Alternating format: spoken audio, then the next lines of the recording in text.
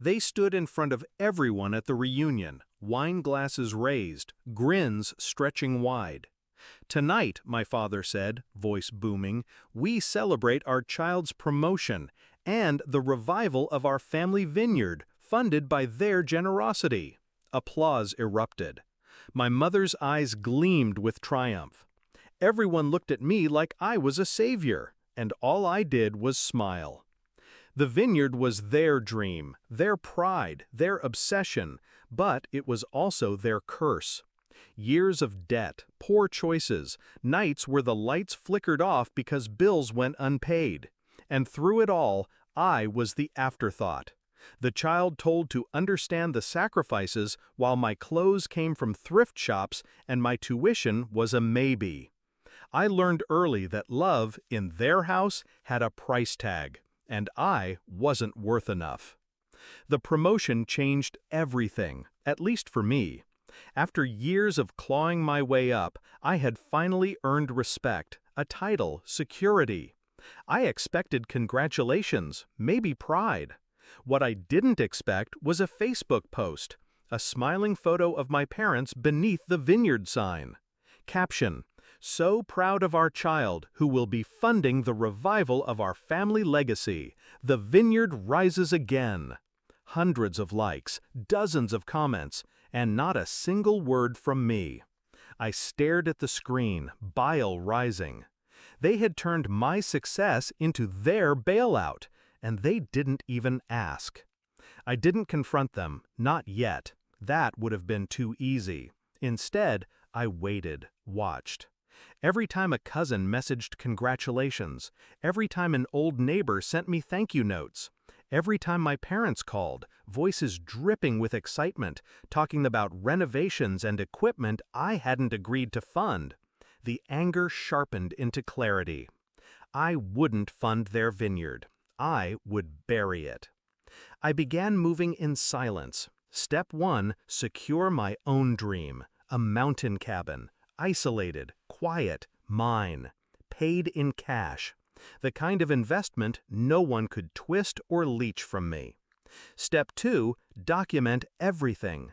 Screenshots of their posts, copies of their messages bragging about money they didn't have, proof of manipulation. Step 3, choose my moment. The reunion.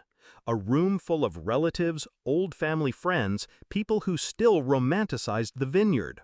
The perfect stage. The night unfolded as expected. Toasts, laughter, endless glasses of wine poured from bottles they couldn't afford. Then came the moment. My father, flushed from drink, raised his glass and announced, "To our child, the reason this vineyard will live again.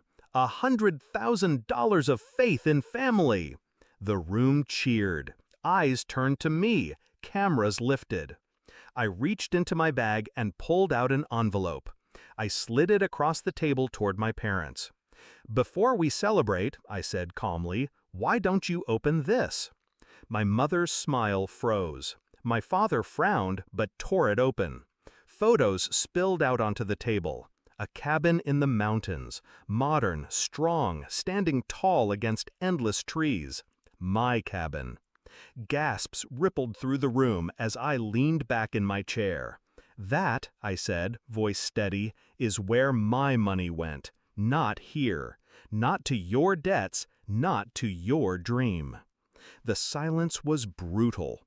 Relatives stared at the photos, then at my parents, then at me. My mother's voice cracked. "But you promised." I cut her off. "No, you promised, for me. You used my name, my success, my hard work to prop up your failures. You told the world I'd save you, but I owe you nothing." My father's face burned red. He tried to laugh it off, to spin it, but the room wasn't buying it. They all saw the truth laid bare on the table. Parents who gambled their child's life for their vineyard. And a child who had finally cut the cord. I stood, left the photos behind, and walked out. The echo of whispers followed me, sympathy for me, shame for them. My phone buzzed all night. calls from my mother, messages from my father, pleas from my siblings. I didn't answer. The only sound I wanted was the crackle of the fireplace in my cabin, the wind through the trees, the quiet I had bought for myself. The reflection. They smiled when I got promoted, not because they were proud, because they thought it was their second chance. But their vineyard will rot, their debts will drown them, and they will know, with every empty glass, with every crumbling wall, that the one person they relied on chose freedom over family. They once taught me that love had a price tag. Tonight, I showed them mine. It wasn't $100,000. It was goodbye.